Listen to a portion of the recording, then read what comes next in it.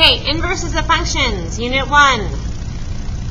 So, for an inverse, you switch the x and the y, which means if I have it written in function notation like this, it's helpful to put a y. And remember that f of x is the same thing as saying y. So I like to write the y. So all I've done here is replace f of x with y. And that way, I can see my y so that I can switch them. So I'm going to turn that y into an x and the x into a y. So I've switched my x and my y, and now you have to solve for y. So my first step here would be to move the 9 to the other side. So I get x minus 9 equals 2/3 y. And then to get rid of the 2/3, I multiply by the reciprocal, which is 3/2. Make sure you put parentheses around the entire x minus 9. And then we're going to leave it like that. We're just going to leave it as 3/2 parentheses x minus 9 equals y, and you are done. Now you could see this, right? So that's my inverse. This also means inverse. If you see this, I could write it like this as well.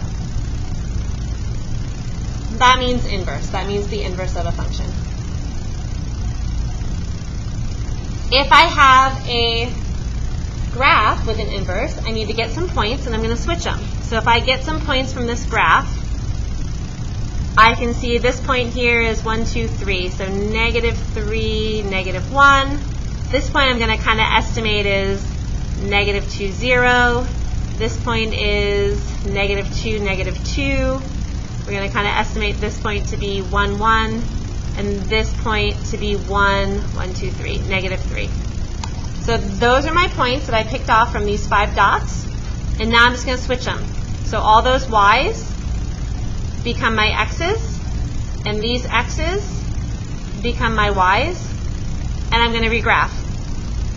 So I have -1, 1, 2, -3, 0, -2, -2, -2, 1, 1, and -3, 1.